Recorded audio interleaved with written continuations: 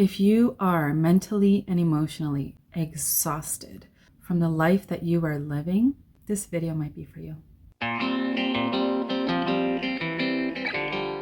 The first step into getting out of survival mode is understanding how we got here. And the way we got here is through conditioning of the mind. To understand this, you need to know that your brain, it's like a computer. It's a receiver of information. And so that would mean that your brain has been receiving information since the day you were born. The first people to condition your mind were your parents. Whether they were great parents or not so great parents, it doesn't matter, because they were most likely unconsciously conditioning your mind to adopt beliefs that were not yours. And so whatever your parents told you growing up, maybe you were too loud, maybe you were too quiet, maybe you were too serious, whatever it is that they told you, over time you start to believe these things, and it starts to show in your personality, in your habits. The conditioning then goes on when you enter the educational system. Your teachers start to grade you, and that indirectly begins what some people call the thief of joy, which is comparison.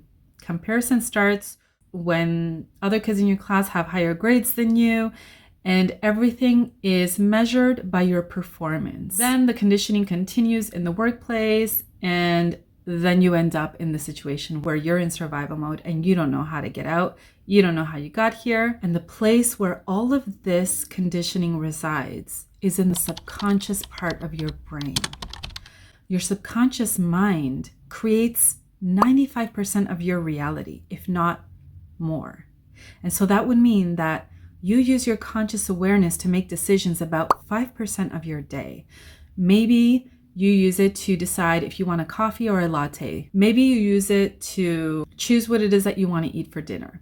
I'll give you an example of how the subconscious mind works. You learn to drive a car once. And after you use your energy and your focused attention to learn how to drive that car, you no longer have to learn how to drive that car every single time you get into your car. You already know how to drive it. It's a one-time thing, and it gets recorded, and your subconscious just plays it out over and over again. Another thing to know about the subconscious is that it has no filter. It receives any and all information that comes in through your eyes and your ears. Anything that you watch, all the people you hang out with, the things you talk about, the music that you listen to, everything that you receive goes straight into your subconscious mind. So now that we understand the subconscious mind a little bit more, this is the initial step in getting out of survival mode. We reprogram the subconscious mind. How do we do this? The number one most effective way to reprogram your subconscious mind, which requires very minimal effort, is to listen to sleep affirmations. If you are working on self-worth, you want to listen to sleep affirmations based on self-worth for at least 30 days. The subconscious mind is all about repetition. I think it was Bruce Lipton that said that sleep affirmations are the fastest way to reprogram your subconscious. Another thing you want to do is you want to start affirming positive things. We are so used to affirming negative things, and we do it subconsciously because our subconscious mind is doing it because of the program that we have running in there. So instead of saying, oh my God, today is horrible, the weather, and before you start speaking negatively, you want to be aware of it and you want to switch it. And you want to say, today, I'm going to have a great day.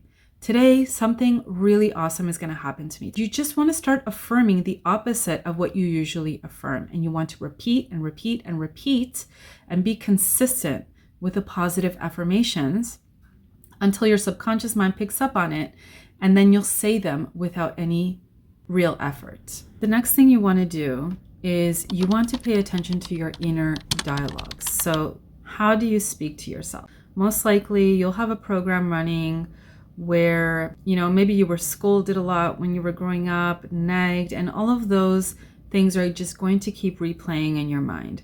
And so you want to switch your dialogue and you want to talk to yourself lovingly, kindly, and with respect. Repetition over and over again. Use your awareness to speak positively. because remember that your words create your reality.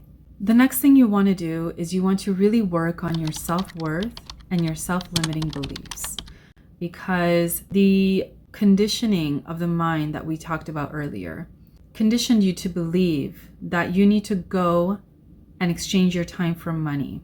Often within the system, the exchange is so imbalanced. The amount of money that you receive for the amount of work that you do and the amount of energy that you put into your job is insanely imbalanced. You need to unlearn that the only way to make money is to go and work for somebody else, to have a 9 to 5.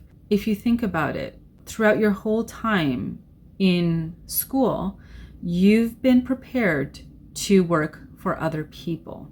Your mind has been conditioned to believe that you are not worthy of specific jobs or specific roles in this world because your level of worth is based off of your formal education.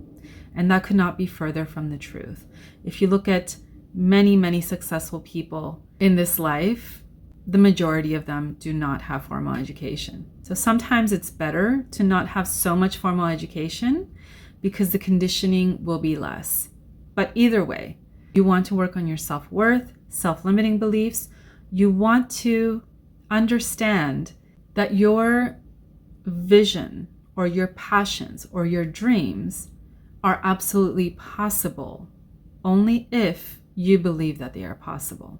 Coming to the realization that you are here for a reason. There is not one person who is here without a purpose. And deep down, you probably know what it is.